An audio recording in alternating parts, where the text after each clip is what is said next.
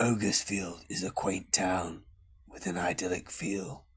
It truly has the dark magic sealed. The magic of light is the people of Ogresfield's seal. It doesn't matter if you're a mage, witch, priest, shaman, wizard, or sage. Even necromancers have their place. Everyone delights in the unity that is swung in Ogresfield.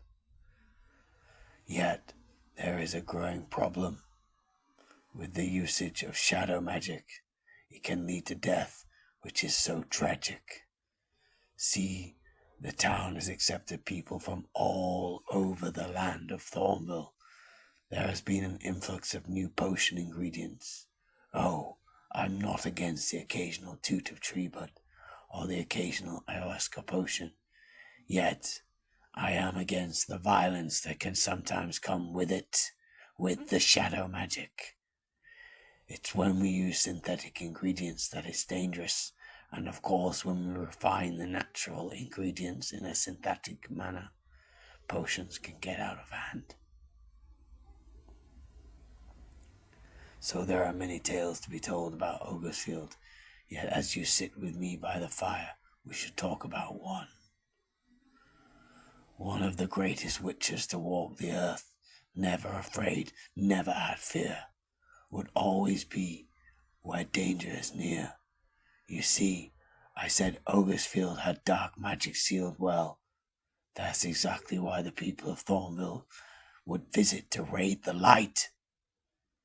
Both good and bad witches would tour the town and even settle due to the multilingual magic of the town. So the streets lit by dim lights and moonlight could sometimes seem to be the most dangerous and others sometimes seem to be the most safe. Yet when this witch was in town, even I, the priest, knew the people were safe. You see, sometimes we shadow priests don't get on with witches, and sometimes we do. This witch was a fine one.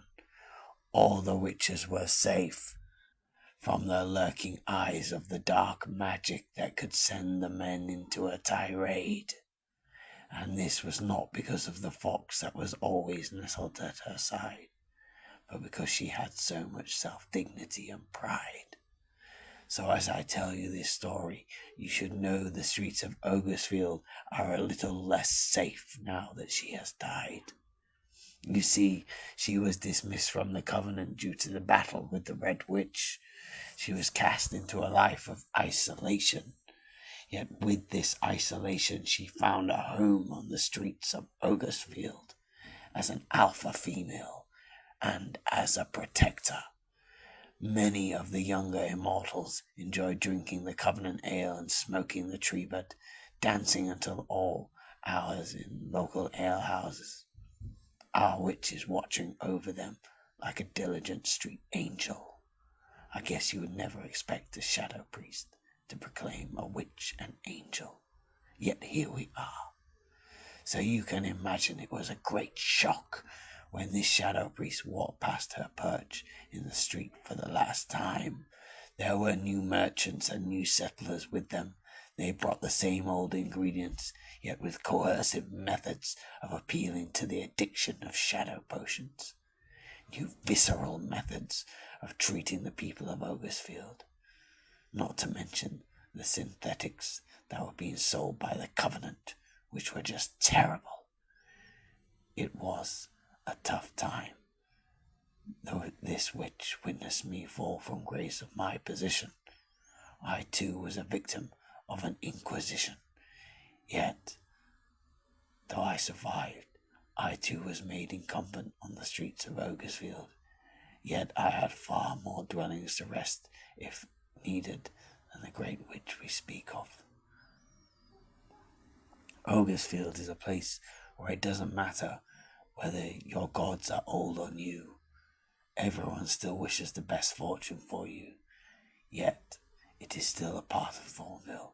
There are still the lands of land to abide by, and the economy of gold still rules over the magic of Ogresfield.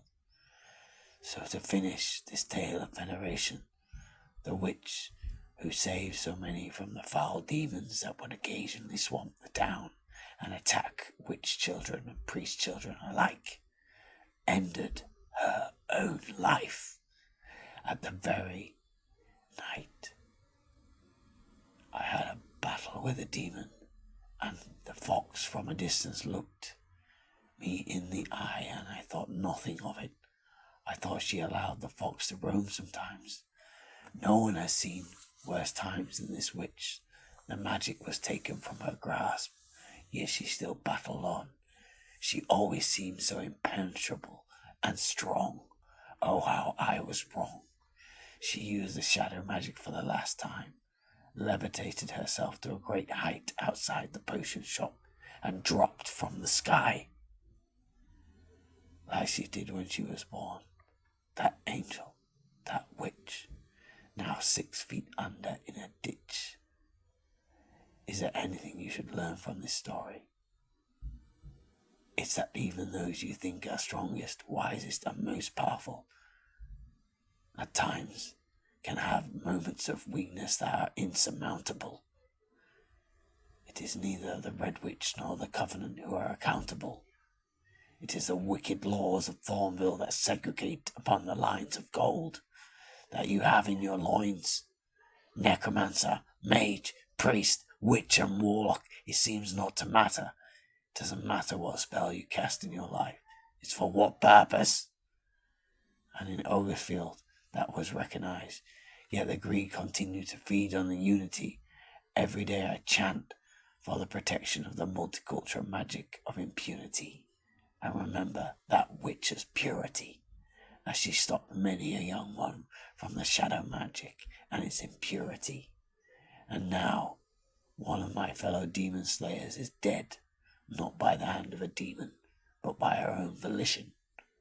I will never forget her as I walk forward on this most unholy mission in this world of sin. The power she inspired within, the passions she inspired in my dulled skin. For though she was a witch and I was a shadow priest, we were kin.